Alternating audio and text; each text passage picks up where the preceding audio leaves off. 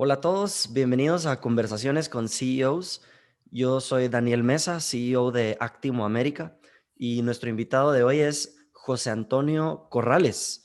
José Antonio es presidente ejecutivo de Alxa, una empresa familiar de alimentos fundada en 1965. Y también José Antonio es presidente de la Junta Directiva del Banco Internacional en Guatemala y funciona también como eh, eh, director del Consejo Consultivo de Fundesa. Bienvenido, José Antonio, qué gusto. Daniel, un gusto estar pues con ustedes y gracias por la invitación. No, no, por supuesto. La verdad es que José Antonio, para los que nos escuchan, es un empresario de altísimo nivel en Guatemala. Y yo personalmente siento que te conozco porque trabajé en una empresa que tú cofundaste, ¿verdad? Bienchilero.com. Ok, sí. Y entonces, y aparte tenemos algunos amigos en común, pero para los que nos escuchan, tal vez podemos comenzar con que nos cuentes cómo comenzó tu carrera como empresario y de la forma que lo ves tú, ¿qué has hecho bien? Mira, pues yo soy miembro obviamente de una familia empresaria. La empresa que hoy presido fue una empresa fundada por mi padre en el año 1965. Mi papá fue un migrante español. Él migró después de la Guerra Civil Española y bueno, terminó toda una historia muy interesante, pero terminó en Guatemala y él fue el que fundó la empresa pues que hoy presido, ¿verdad? La realidad yo te diría que desde muy joven estuve siempre muy involucrado en temas de empresa y es lo que pasa, y yo creo que con eso se pueden identificar muchos de los que nos escuchan, la mayoría de empresas en Guatemala o todas. Aquí no tenemos empresas de capital público, excepto las multinacionales, son empresas familiares, ¿verdad? Yo creo que a muchos nos toca vivir lo que nuestros padres hacen desde muy jóvenes y eso fue mi caso, ¿verdad? Yo me recuerdo desde pequeño estar yendo a la planta que quedaba en el área de Villanueva y todavía queda en el área de Villanueva. Y la realidad es que ese ADN de empresario siento que lo traía y lo viví desde muy pequeño. Yo me fui a estudiar, estudié en Estados Unidos mi carrera universitaria y ya después de que mi familia es pequeña, toda la familia de mi papá vive en España, yo tengo una hermana que vive también en este momento fuera de Guatemala, pero en ese momento yo te diría que lo que se esperaba de mí era la continuación de este legado empresarial, ¿verdad? Y la realidad es que me involucré en la empresa. Te diría que en automático desde que Ujú. me gradué, ¿verdad? Yo regresé a Guatemala y dentro de mí no había nada más en mi mente que poderme involucrar en el negocio familiar, ¿verdad? No te diría, mira, si voy a ser totalmente sincero, adentro de mí posiblemente en ese momento siempre estaba esa duda de a la que pasa si realmente no me involucro en el negocio Ujú. familiar y Sí. hago algo por mi lado, ¿verdad? Pero la realidad es que te diría que ganó eso que se esperaba posiblemente y ese amor que me habían inculcado desde pequeño, ¿verdad? Y ahí fue que arranqué, eso te estoy hablando del año 1987. Ujú.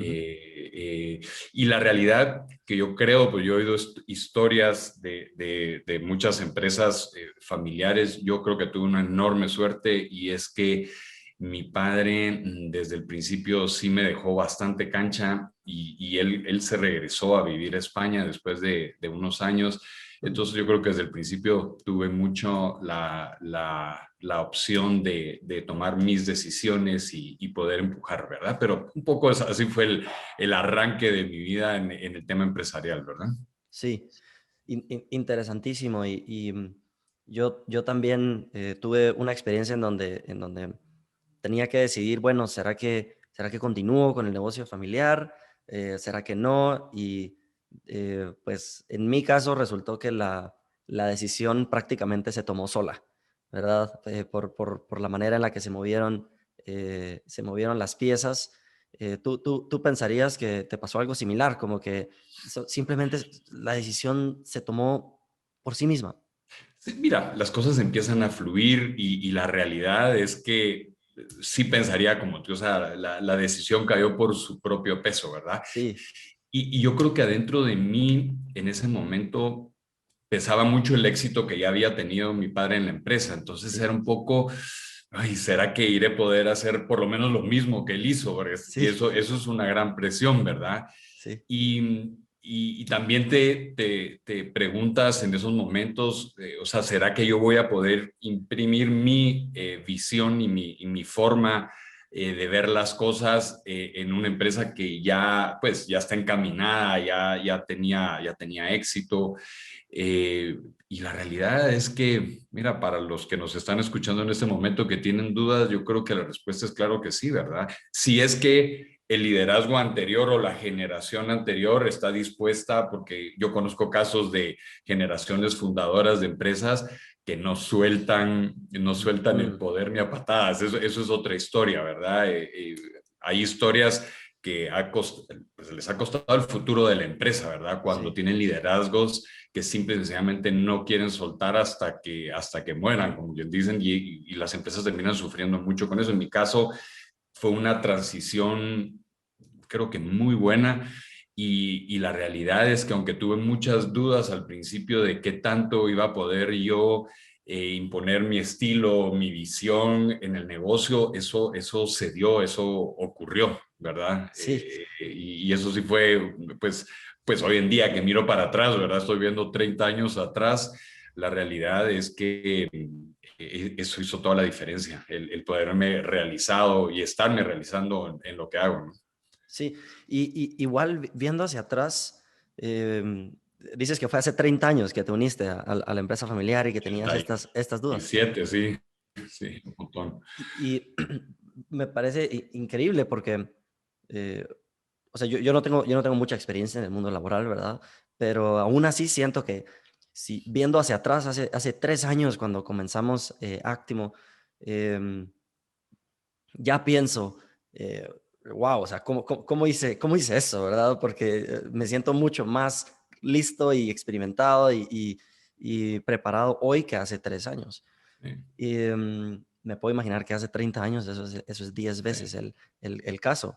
sí. Entonces, ¿qué crees tú que hiciste bien? O sea, ¿cómo pasó eso?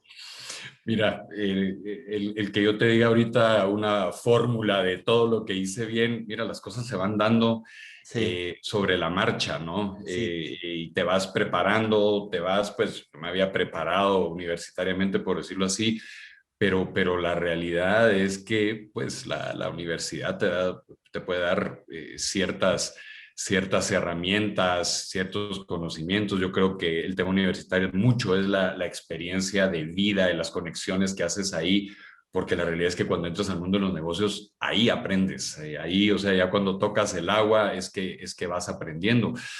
Yo la realidad es que, mira, desde el principio, yo traté de encontrar dentro de lo que hacía en el negocio propósito también, ¿verdad? Porque yo siento que la vida es una sola, o sea, la vida no es un montón de segmentos separados donde está tu propósito interno de vida por un lado y donde haces dinero está por ujú, otro lado y tus amigos están por otro lado y tu iglesia está por otro lado y todos son segmentos separados, ¿no?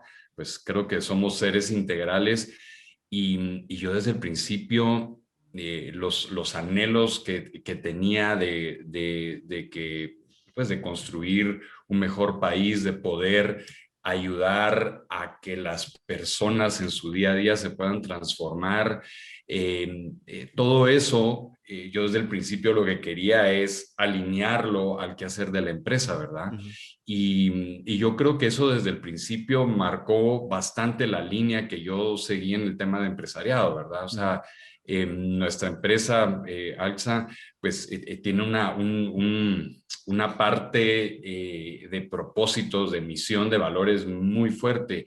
Y yo la realidad es que creo que el país puede ser transformado a través de la forma en que hacemos negocios, ¿verdad? Ujú. Yo desde el principio empecé a sentir eso. Ahí fue cuando me involucré por muchos años en el tema de responsabilidad social empresarial, Concentrarse, que se fundó a principios de los 2000. Y la realidad es que ha sido todo un caminar, ¿verdad?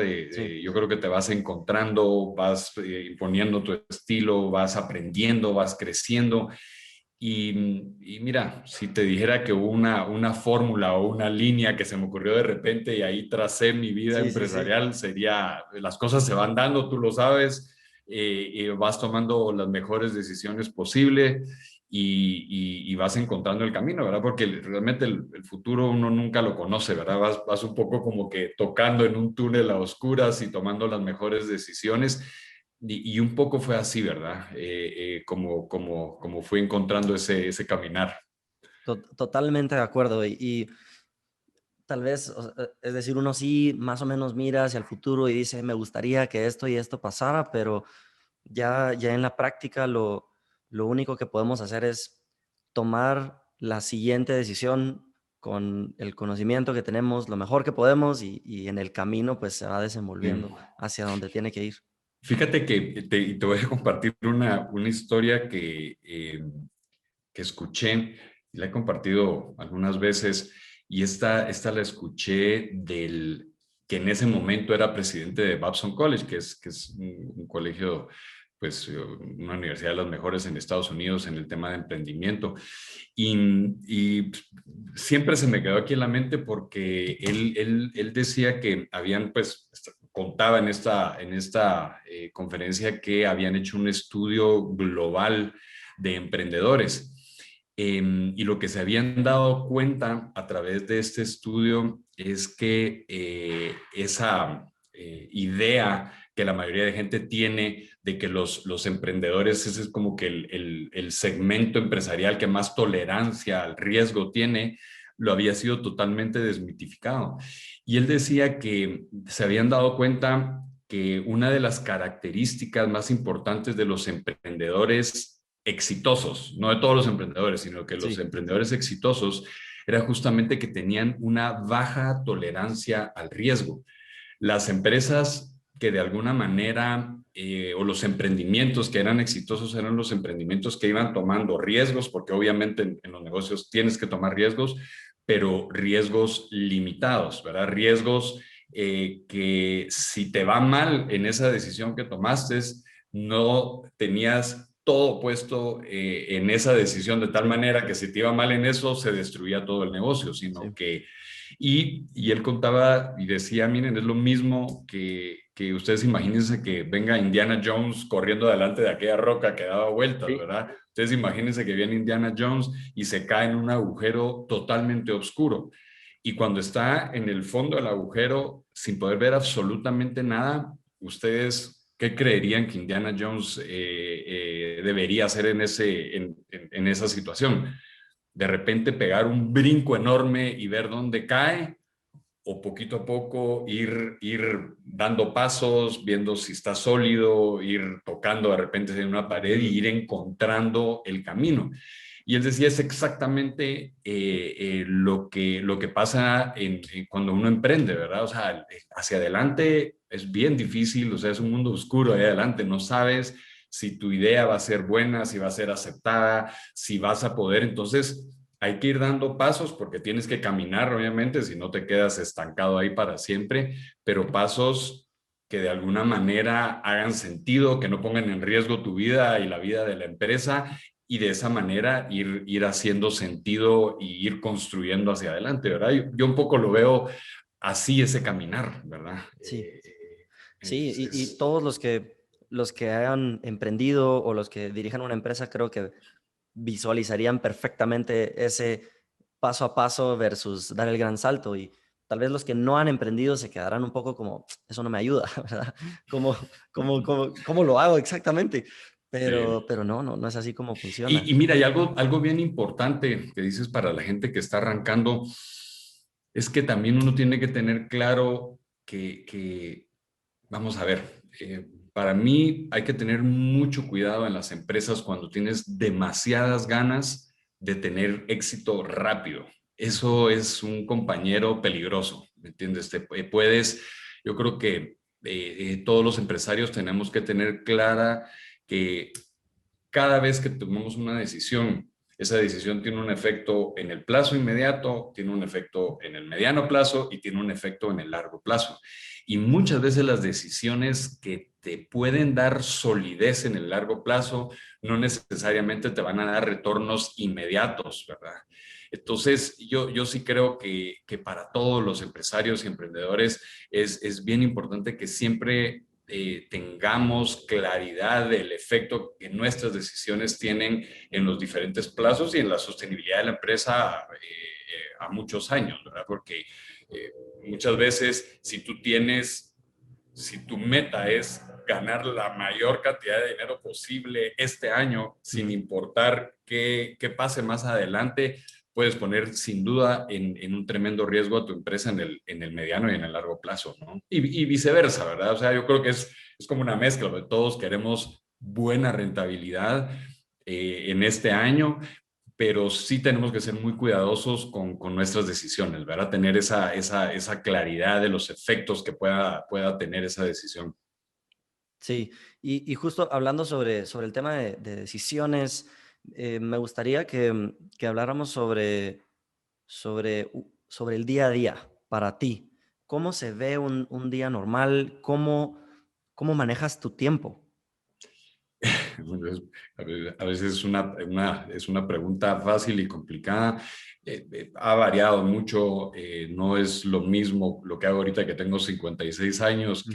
que lo que hacía. Yo creo que cada vez como que vas protegiendo más tu energía, ¿verdad? Porque no es la misma cuando tienes 28, 30.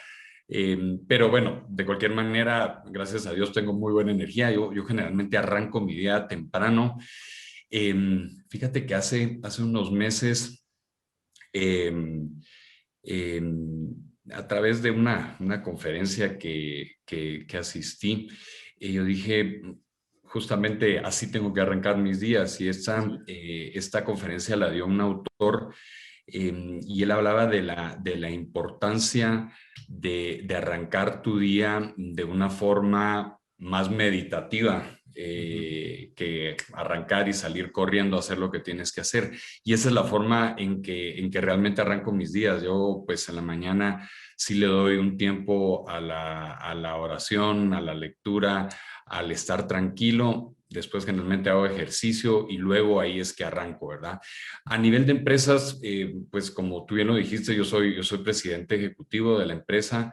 La empresa, nosotros, pues ya desde hace algunos años con mi socia, mi hermana, pues decidimos que no necesariamente queríamos tener una empresa donde se le diera cabida, como quien dice, a toda la familia y poner en riesgo la calidad de ejecutivos adentro de la empresa, sino que nuestra visión siempre ha sido que la empresa se mejore pues, perdón, se conduzca con los mejores ejecutivos que podamos tener. Y la realidad es que mi trabajo tiene mucho que ver no con ejecución adentro del negocio, sino que tiene que ver, perdón, sino que tiene que ver más como guardián de esa visión, de esa misión, de esos valores y el estar en la parte más estratégica del negocio, ¿verdad? Yo en este momento, yo fui eh, gerente general, CEO de la empresa por muchos años. Ya hace, vamos a ver, como 10 años,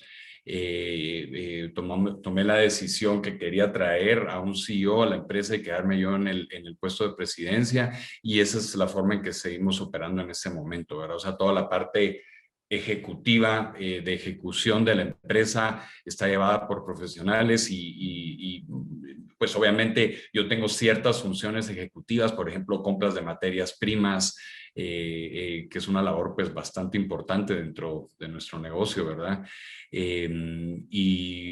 Pues obviamente el ser esa persona que está dando pues visión, hablando temas de estrategia, viendo temas macro de mercado, y un poco me muevo en eso en la mayoría de mi día, ¿verdad? Claro. Y pensando sobre los temas estratégicos en sí, ¿cómo decides qué es importante? ¿Qué merecen más atención que otras cosas o más tiempo?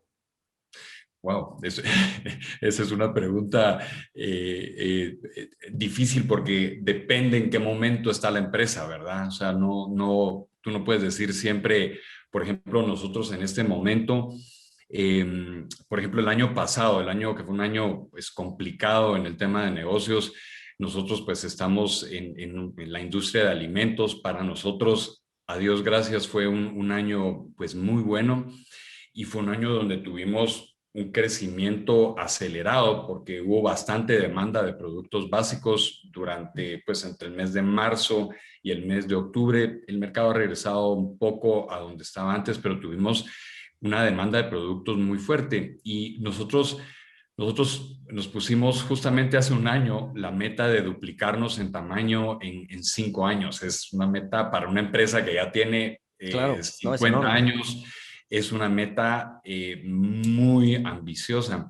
Y fíjate que con lo que pasó en COVID nos dimos cuenta que en estructura no estábamos listos para crecer aceleradamente. O sea, eso fue un shock y la realidad es que tuvimos muchísimos aprendizajes el año pasado y en este momento una de las cosas que más enfoque le estamos poniendo es justamente todo el tema de recurso humano, ¿verdad? Estamos realmente Ujú. interesados en poder tener los mejores jugadores en el equipo para poder llegar a donde queremos, ¿verdad? No es que tuviéramos, y por ejemplo, muchos de los jugadores que están en el equipo se han fortalecido tremendamente el año pasado, pero en este momento estamos, el tema de cultura adentro de la empresa y del nivel a donde queremos llevar la organización y los jugadores que están adentro los colaboradores que están adentro de la organización, se volvió totalmente prioritario.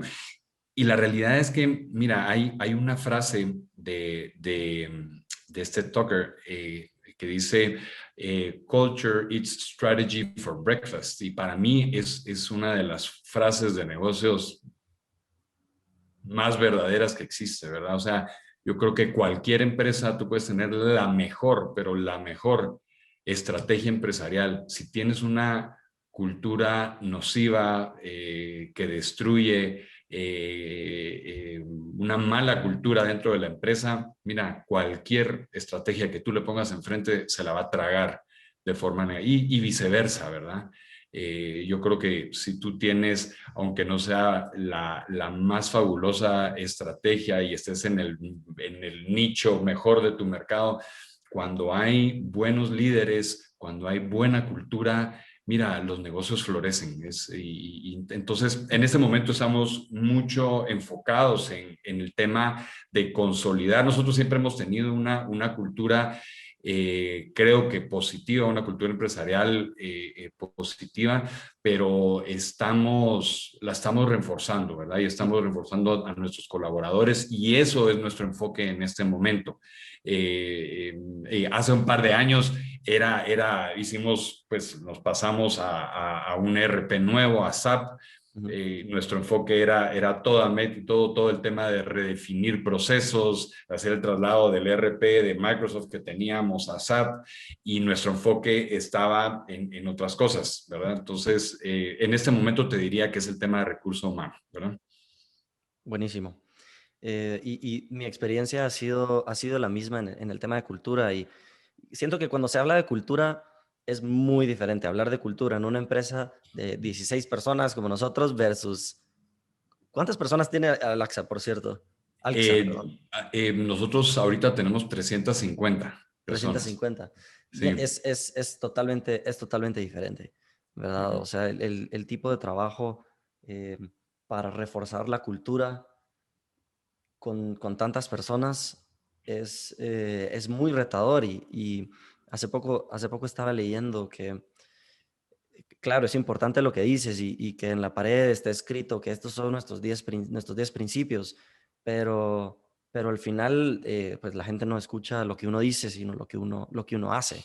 Totalmente. Y para los líderes de la organización, o sea, tener ese buy-in y esa coherencia se vuelve fundamental, ¿verdad? Sí. Entonces, para haciendo un trabajo personal, el cambiar Ujú. la cultura Sí. y no tanto hacia afuera.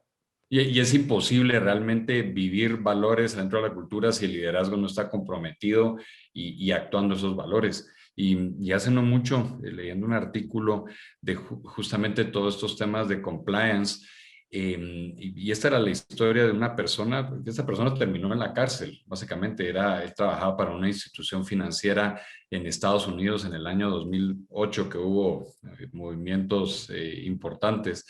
Y esta persona pues trabajaba en una institución muy importante en Estados Unidos, y un poco un entrevistador tuvo acceso a él y le preguntaba, mira, pero con la cantidad de millones de dólares que esta institución le dedicaba a todos los temas de compliance, a hacer eventos, a todas esas horas de valores, de principios, y él me decía, mira, sí, yo asistía a cientos de horas de capacitación, pero la realidad es que lo que la empresa nos exigía y los resultados que nos exigían y lo que veíamos de cierto layer de liderazgo no estaba alineado con lo que nos estaban dando en todas estas capacitaciones, ¿verdad? Y eso es yo creo que algo que todos, porque básicamente yo creo que todas las empresas invertimos en capacitación de gente y en temas de valores y principios, pero si esos principios no se viven y no están alineados hasta en temas de bonificaciones, por decirlo así, no va a pasar nada. O sea, estamos tirando el dinero totalmente, ¿verdad? Y Sí, es un tema de ejemplo, a final de cuentas, y de vivirlo. sí, sí, de acuerdo. Me gustaría cambiar un poquito el tema, em, aprovechando que pues tienes un gran conocimiento también sobre el sector bancario. Y hace unas semanas estaba hablando, tuve en el programa a Christian Blanc, el CEO de Prensa Libre, y con él hablábamos sobre cómo la industria de los medios, el sector de los medios ha cambiado drásticamente, ¿verdad? Está siendo challenged, está siendo retado por todas las direcciones de su modelo de negocios. Y me da la impresión de que pasa algo similar ahora con el sector bancario. Entonces, quería preguntarte, ¿qué piensas o cuál es tu visión sobre los cambios en el sector bancario? Qué está haciendo Interbanco para moverse en esa dirección que creen que va a ser la ganadora? ¿Qué piensas? Mira, y yo creo que algo muy importante y algo que nos tenemos que dar cuenta es que yo creo que todos los sectores estamos siendo retados. Obviamente hay sectores con retos mucho más fuertes. La prensa escrita, imagínate, o sea, el acelerado proceso a digital fue un reto total del modelo de negocios. Y en el caso de la banca, yo te diría que no estamos a nivel de la prensa, pero sin duda que la banca ha tenido grandes retos, ¿verdad? En los últimos años todo el tema de compliance para la banca ha sido sumamente retador. Y yo creo que otro tema y que es parte de la visión en el caso de Interbanco, es el tema de que los consumidores quieren tener cada vez más servicios en su mano, ¿verdad? Sí, Yo creo que ya esta idea de que voy a ir a mi banco y voy a ir a hacer cola para hacer un depósito o voy a ir con servicio al cliente para que me hagan, Yo creo que ya la expectativa de los consumidores y principalmente de los jóvenes es: yo quiero tener en mi celular acceso a absolutamente todo. Y yo creo que lo podemos ver en la banca internacional. Ya tiene soluciones bancarias 100% digitales, ¿verdad? Para Interbanco, pues a nosotros esa es nuestra visión, ¿verdad? Ser un banco digital que sea líder en servicios e innovación. Y eso es en lo que estamos trabajando. Y yo creo que ahí está el gran reto, ¿verdad?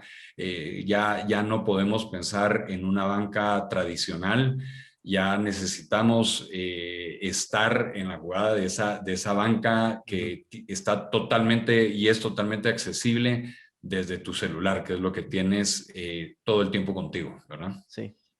Sí, y me puedo imaginar que a veces no depende totalmente de ustedes, ¿verdad? De Interbanco, porque es una red, es un sector con muchísima regulación, con muchísimas reglas, y por más que uno quisiera hacerlo todo con un clic, pues no se puede, ¿verdad? Hay que hacer firmas físicas, y etcétera. Sí, mira, también obviamente necesitamos que la legislación guatemalteca pues vaya acompañando a todas esas transformaciones, ¿verdad? Hay muchas cosas que en Guatemala todavía no se pueden hacer, pero estamos en camino, ¿verdad? Sí, Y yo te diría que ya es algo que ya hoy en día tener que ir físicamente a firmar a un lugar, ¿me entiendes? Ya cada vez se hace más complicado, ¿verdad?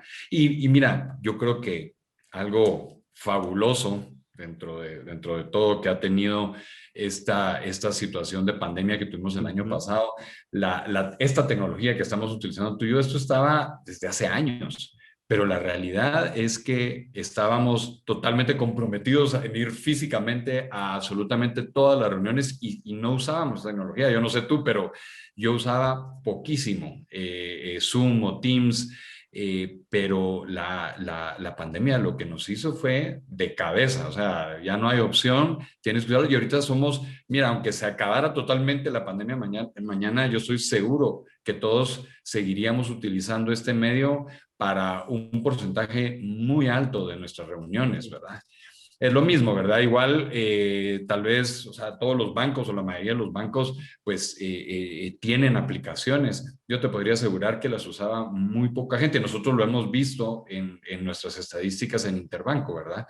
La utilización de las aplicaciones y medios electrónicos para transferir y hacer movimientos subió muchísimo el año pasado. Entonces, mm, sin duda que esta pandemia fue un empujón para todos a utilizar las herramientas digitales que ya estaban disponibles, ¿verdad? Y sí, esa parte es positiva, ¿verdad?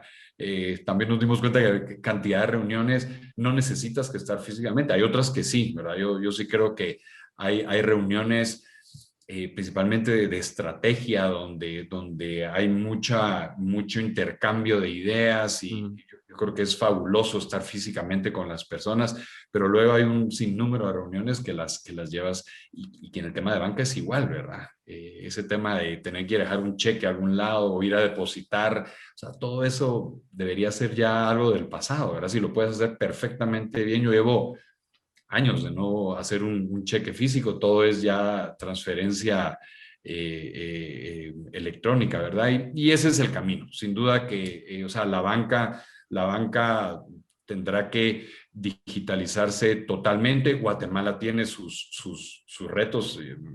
La estadística, nosotros todavía tenemos 65-70% de la población no bancarizada. O sea, hay un porcentaje relativamente bajo de la población que usa banca y el reto es poder llevar la banca a todos, ¿verdad? sí. Wow, sí, ese dato tal vez no lo había, no lo había escuchado, o tal vez no me había dado cuenta de lo drástico que era. 75% es no bancarizado. Sí, tenemos un porcentaje enorme. Recuérdate que, bueno, andate a meter a la terminal, ahí todo Sí, es cash, se maneja mucho cash en los mercados, en el interior. O sea, en Guatemala se maneja y, mucho efectivo todavía, ¿verdad? y no quiero tirarte una curva, pero te sabrías como para dar un punto de comparación, ¿dónde está Estados Unidos, por ejemplo? Mira, Estados Unidos debe estar, yo no me atrevería a decir por Sí, un sí. 100%, pero allá recuérdate que, bueno, en Estados Unidos no sé si te ha pasado que a veces en sitios pagas con cash y te miran, se siente uno mal pagando con cash, ¿verdad? O Ajá, sea, la realidad es que la mayoría de la población ya todo es tarjetas de crédito y medios digitales, ¿verdad? sí. Venmo, transferencias, Sí, ese tema de lo veo. Venmo es curioso no sé si va, no sé qué tan rápido vamos a llegar ahí en Guatemala, pero fabuloso. Mira, de vuelta, lo que necesitas es legislación adecuada que le permita, yo creo que la iniciativa privada es sumamente creativa, Ujú, hay capital que quiere invertir y lo que necesitamos es legislación apropiada para desarrollar todo esto, ¿verdad? sí, Por supuesto que también ya lo que demandan las nuevas generaciones ya es otra cosa, ¿verdad? Yo, pues, mis hijos que estudiaron en Estados Unidos, pues, todos a través de Venmo, las pasadas de dinero, o sea, dinero en efectivo se usa relativamente poco, ¿verdad? ujú, Para temas de consumo. Entonces, el porcentaje de bancarización es altísimo en Estados Unidos, ¿verdad? Igual que en Europa, ujú, pero en estos países todavía no. Todavía ok, hay un tema de cash, hay un tema. Recuérdate que nosotros también socialmente hay mucha desconfianza, ¿verdad? Y la misma banca ha ido entrando a las áreas más rurales y se tiene que ir generando confianza. Yo te diría que el hecho que toda la gente joven en este país, que es la gran base de ujú, nuestra pirámide, ya tiene acceso a un teléfono, eso va a ayudar mucho y posiblemente Guatemala, así como Guatemala no pasó por la parte de que toda la población tuviera computadoras, pasamos directamente a mm, los teléfonos, ¿verdad? interesante, sí. Y posiblemente el tema de la banca vaya a adelantar mucho por el hecho de que puedas hacer banca desde el teléfono, ¿verdad? Sí. Y ya que estamos en el tema de Guatemala, em, tú eres director en Fundesa, que es una organización muy importante para el desarrollo del país y que es privada, ¿cierto?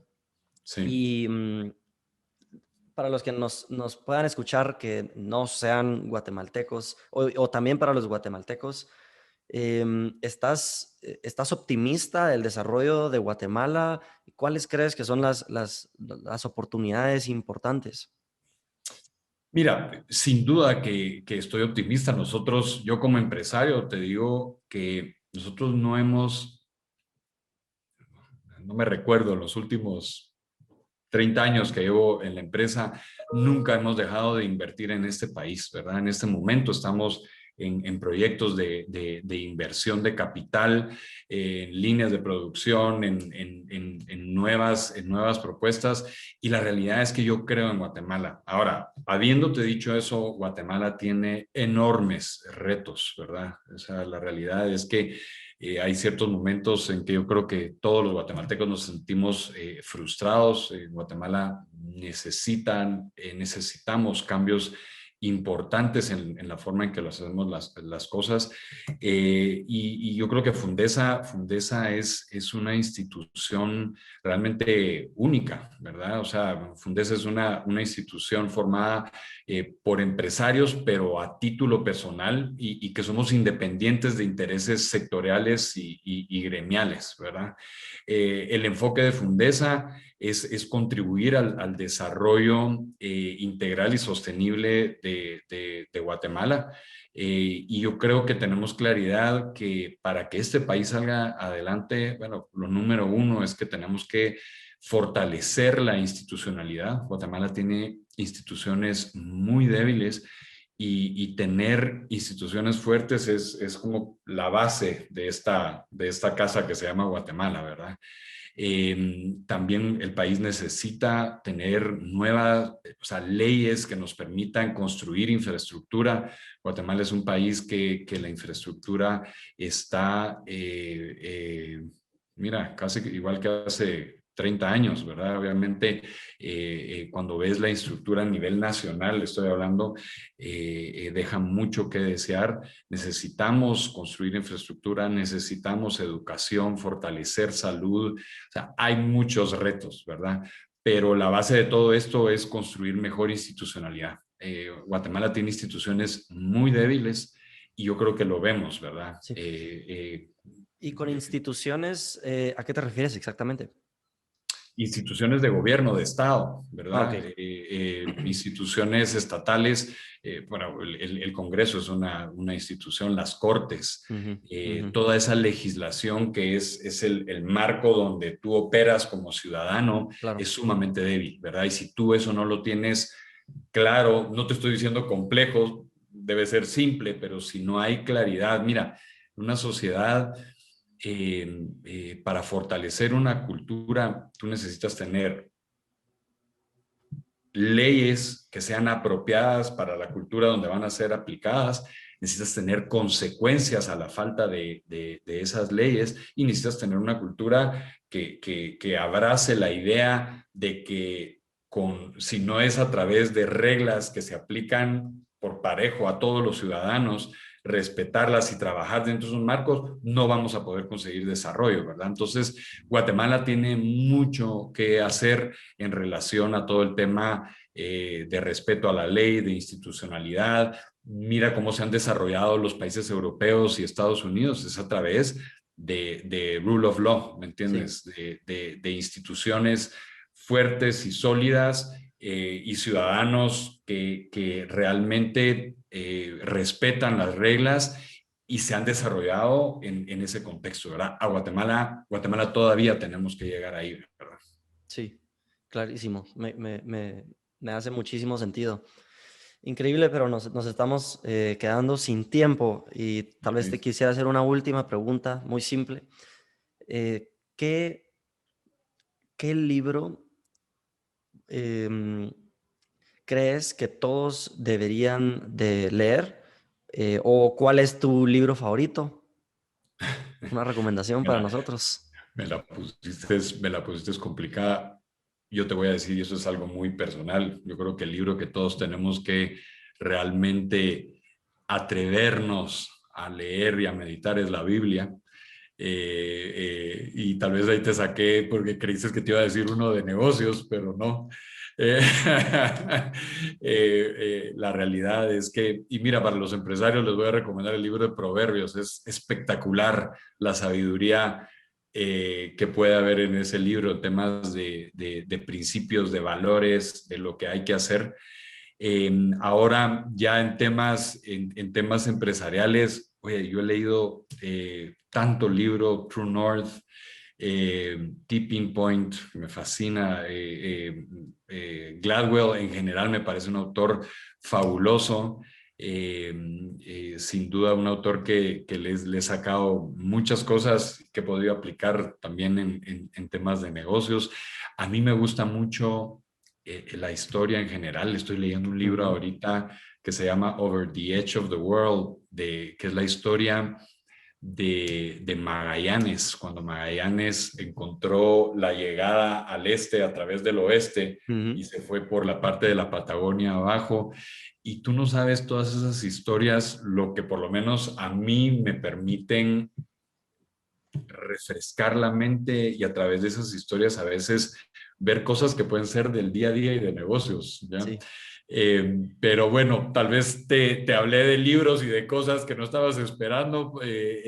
Yo, hubo una época que leía mucho de temas de negocios, bastante, y era mi enfoque posiblemente, ahora me he dedicado más a leer cosas que me refresquen la mente y que mm, me abran un poco la forma de pensar, más que enfocarme solo en self-help y negocios. Y sí, estoy muy contento haciéndolo porque a veces me doy cuenta que a través de lectura, por ejemplo, de historia o novelas históricas o la misma Biblia que te hablaba, sacas muchas cosas para tu día a día y a veces esa mismo refrescamiento de mente te hace volverte más creativo en los temas de negocios y yo estoy en ese momento. Cuando tenía 40 años o 45 no estaba en ese momento, ahorita estoy en ese momento y te lo comparto, ¿verdad? Antes, pues sin duda eran más libros empresariales o de self-help, sin duda, ¿verdad? Sí, no, gracias, de verdad. Aprecio tu respuesta sincera y auténtica, em, que esta es la etapa en la que tú estás. Y me surgió la curiosidad si también lees ficción. Fíjate que no, porque me gusta mucho, o sea, leo ficción, a mí me fascina la novela histórica, por ejemplo, Ujú. que son novelas ficción, pero Sí, basados en hechos históricos.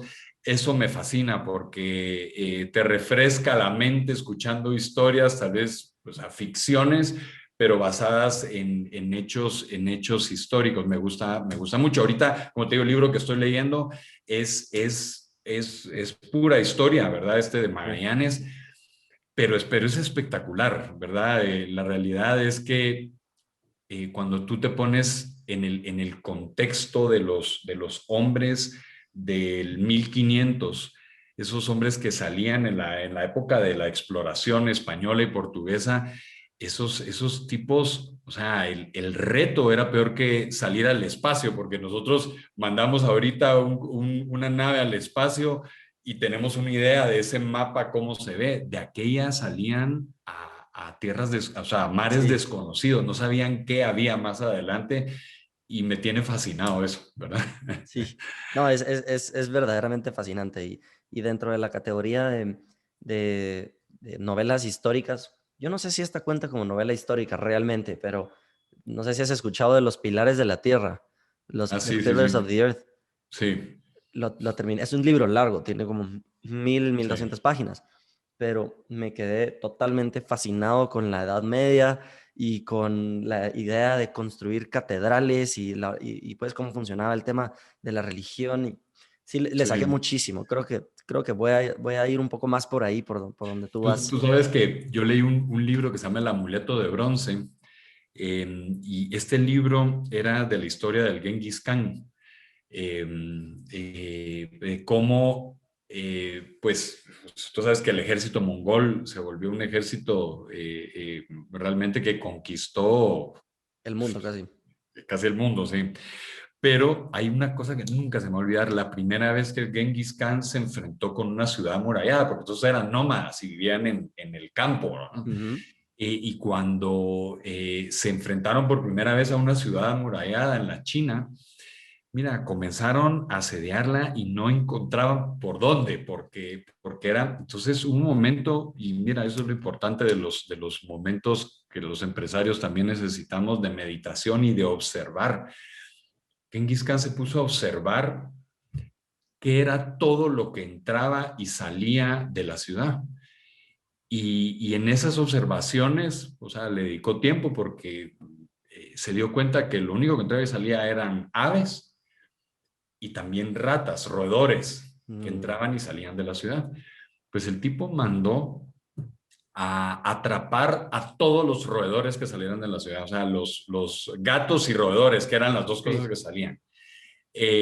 Agarraron, estuvieron durante algunos días atrapando a todos estos animales. Fíjate que les mandó a amarrar unas bolas de tela con grasa, les prendió fuego y los soltó. Los animales se metieron adentro de la ciudad a resguardarse e incendiaron la ciudad. Y a No través puede de ser. eso, ¿me entiendes? Él aprovechó pues esa debilidad y fue que como finalmente lograron entrar a esta ciudad amurallada.